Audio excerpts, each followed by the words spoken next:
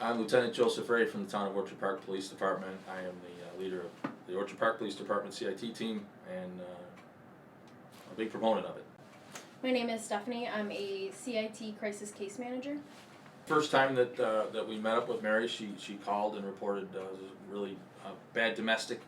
She was at a restaurant near her apartment, which was a really bad apartment. We showed up.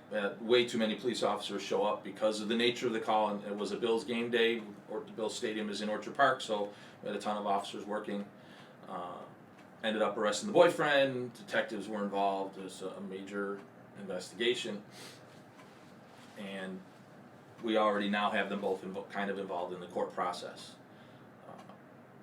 Because of my CIT training, when I got a chance to follow up and speak with Mary, I realized pretty quickly that she was suffering from some mental health issues. She was pretty open in answering any questions I had along those lines, just to try and get a baseline and figure out what we needed to do. There were times when Mary would call that I was working. Rather than sending someone else first to take a report, I would go and speak with her first, or talk to her on the phone and try to find out if what was going on was actually occurring, or if it was one of those days where she was reminiscing about how bad things had been, or if it was something that, and there were times when she would even say, yeah, I think it probably is a hallucination.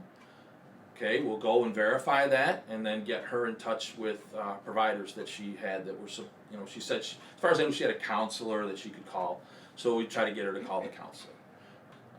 There were times when we would get call after call after call. On a bad day, she'd call 10 times and end up with a trip to the hospital, either with some perceived medical situation, or us finally frustrated, not knowing what else to do, would 941 her, but really she said suicidal things, but with the CIT training we understand that there's really very little potential for that.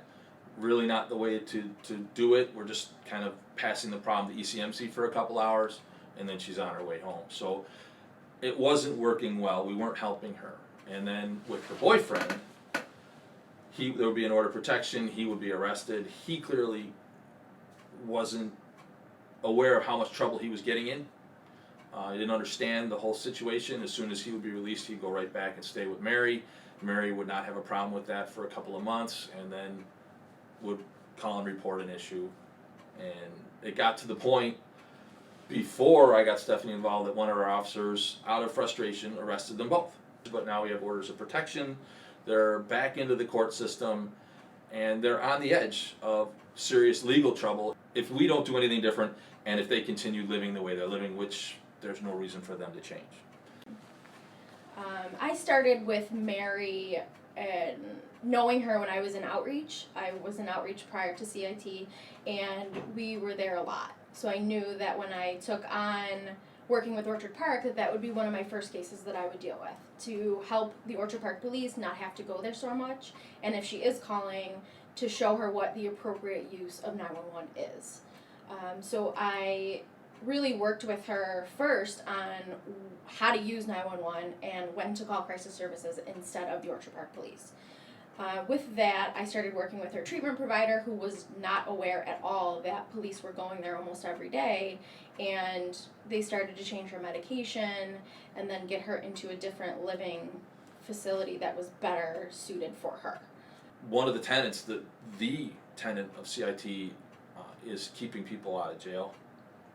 We don't want to arrest people for minor events. You never know what's going to happen when they get to jail. A lot of times they can't make bail, so they get arrested, they're going to the holding center, and things can get really bad.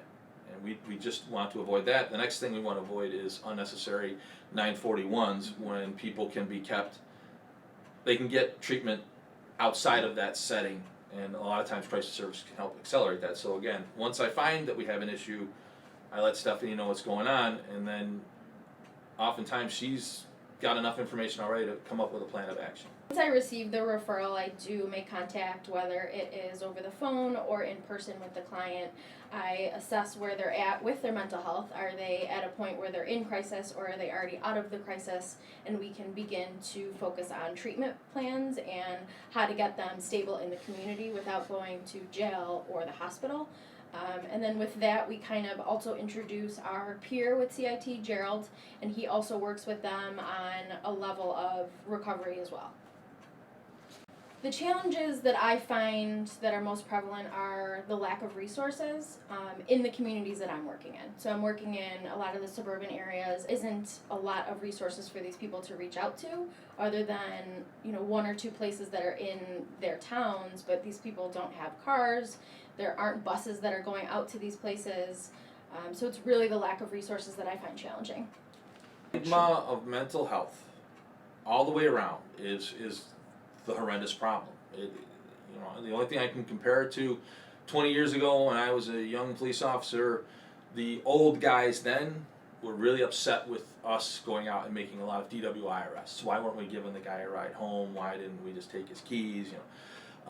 It's a generational shift. Police view of mental health issues needs to change to where they can accept it and work with it, and then hopefully the individual as well can look at mental health as just some sort of medical issue that needs to be dealt with, as opposed to some kind of horrific life sentence that anything else is better. The other issue that we have is, and again, it's based on the stigma, the way the police would react and interact with families was very, very bad. It was very adversarial almost from the beginning. And we've made great leaps and bounds in Orchard Park, and I can almost guarantee you any CIT police department is doing the same, where people will call us willingly now, and call for specific officers, come help, he wants to talk to whoever, and it's so much easier to work. People aren't afraid to call 911, which is just the worst thing ever, and generally the results are better, and people can actually, be happy with the outcomes when we do interact. We can head towards mental health court. We can start to give the family information. We can connect them with crisis services so that they understand what's going on. We can make that follow-up visit when it's not a totally stressful scenario. And we can explain what we did, why we did it, ways to prevent it. But with CIT, we can get involved quick. We can get crisis service. Possibly outreach can come and make that commitment if it's necessary. There's a lot of ways to deal with it where we're working with the family, not against them. And it helps them so much. I think the best part about CIT that I'm finding is that the officers are seeing a lot of these clients in crisis situations, but then once I'm involved, I can reintroduce police when they're not in crisis, and that betters their relationship next time they're calling police, that it doesn't have to be hands-on immediately. They know when this person is decompensated or when it's just baseline behavior, and they have a better relationship with the police. The scenario with Mary could very easily have gone very bad. If he puts any kind of bail on them, they have to go to the holding center. They're not going to be able to post bail. Their families are not going to post bail for them. They've been through enough. And now they're at the mercy of how well they're treated medically at the holding center as to whether or not anything bad happens to them, whether they're victimized, whether they feel they need to defend themselves and hurt someone. And you get into this whole downward spiral of, I've got a felon in prison who was arrested for a violation to start with. It's horrible.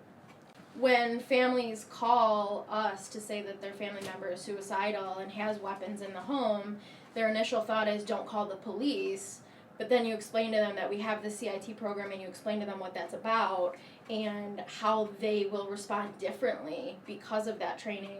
Families feel a lot more comfortable with that. The bottom line is, if you're at home and you have to make that call, you want a CIT trained officer to show up. You really do. Because of your donation, we're able to see clients that are living with mental illness that we wouldn't normally see, and we're able to collaborate with the police department to get these individuals that are living with a mental illness treatment.